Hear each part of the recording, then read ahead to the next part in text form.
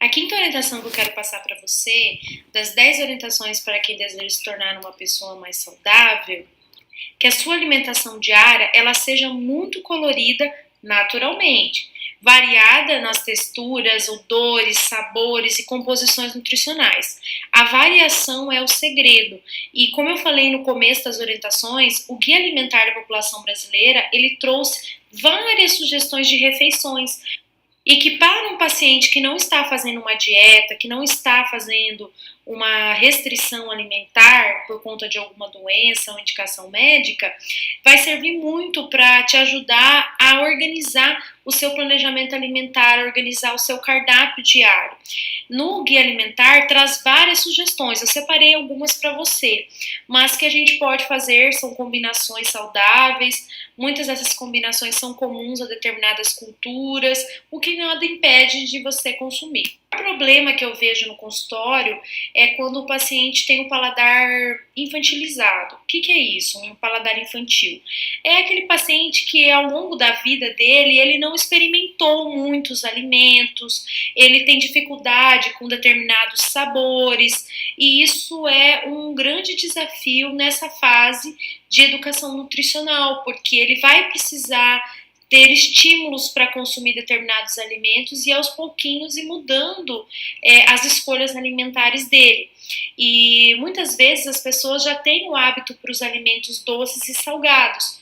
O próprio leite materno é levemente adocicado, então eu sempre oriento os pacientes, inclusive no atendimento materno-infantil, que durante a infância não há necessidade de ficar ofertando alimentos muito açucarados, porque ele já vai ter essa lembrança no paladar. O que torna muito interessante a dinâmica de você ofertar outros sabores, porque quanto mais você oferecer, em algum momento ele vai aceitar e vai ter uma lembrança positiva no futuro daquele alimento. Agora, se você obrigar ou você trabalhar aquele alimento que muitas vezes não é tão saboroso ou tem um sabor mais amargo na criança, de uma forma muito agressiva, de uma forma muito traumatizante, isso vai provocar lembranças ruins e isso lá na frente, na vida adulta, vai ser difícil da criança conseguir, do adulto conseguir adaptar a alimentação. Eu tomo muito cuidado quando eu atendo pacientes, né, materno-infantil, crianças que têm dificuldades com a alimentação. A gente tem que tentar ir apresentando esses alimentos de uma forma muito lúdica, sem criar traumas, sem criar restrições, para que no futuro essa criança, esse novo adulto, adolescente adulto, não tenha problemas na alimentação.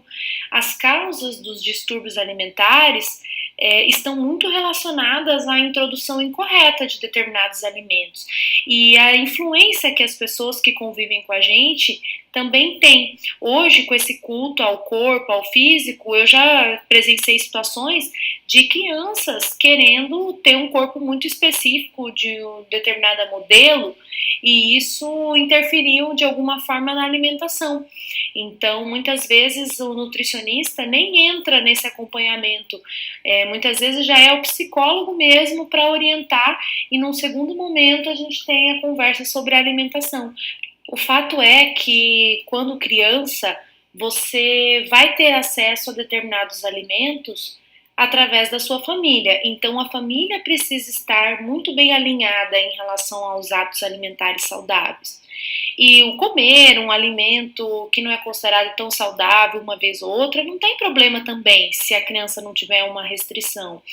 Eu sempre peço que para esses momentos que a gente foge da rotina, comendo um alimento que não é tão saudável, os pais tomem muito cuidado nessa abordagem inicial, para que a criança não grave na sua mente um momento de festa, de animação, de alegria comendo aquele alimento, sendo que muitas vezes no dia a dia, na comida saudável, não é feito essa dinâmica.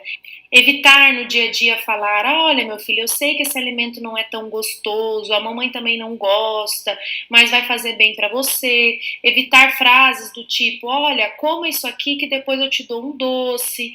É óbvio que no dia a dia, cada família vai ter uma forma de lidar com a introdução alimentar. Mas o importante é que os pais tenham essa consciência de que se eles não variarem as texturas, os sabores, os odores, as composições nutricionais, as cores desses alimentos que estão sendo ofertados, vai ser muito difícil de que na vida adulta o seu filho aprenda a comer de forma saudável. A gente sempre pede que as combinações nas refeições sejam bem completas, então que hajam alimentos, fontes de proteína, fontes de carboidrato, fontes de vitaminas e minerais, fontes de gorduras boas.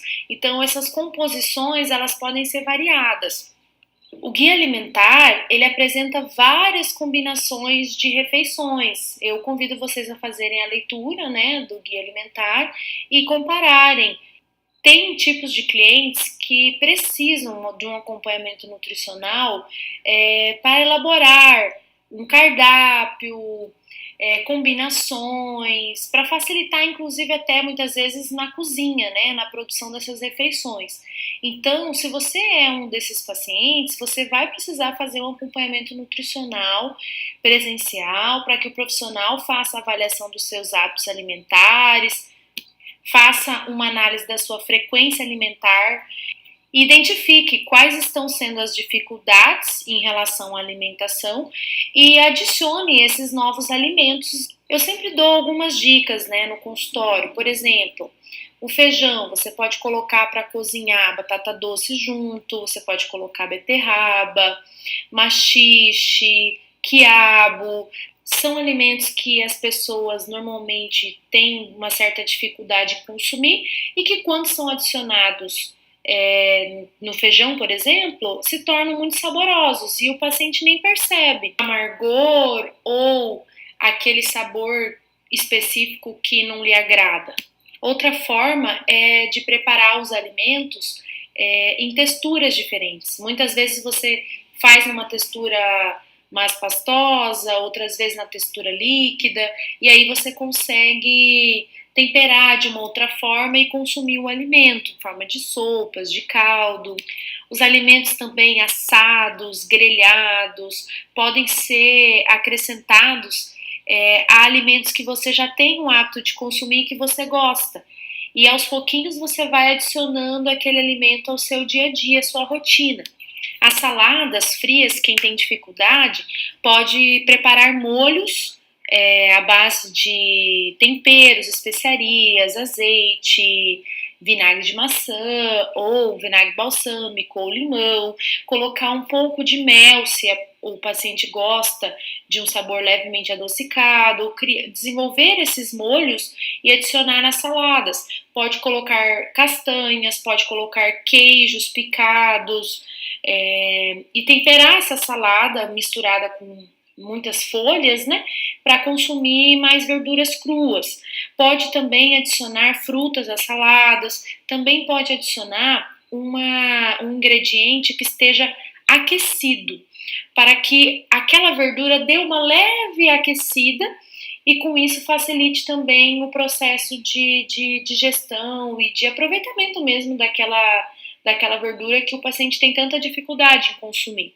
Algumas verduras também podem ser adicionadas a sucos, vitaminas, pode ser feito o processo de liquidificar e depois coar no começo. É óbvio que é sempre bom você ingerir as fibras, mas nesse início de introdução, de educação alimentar, pode ser feito dessa maneira.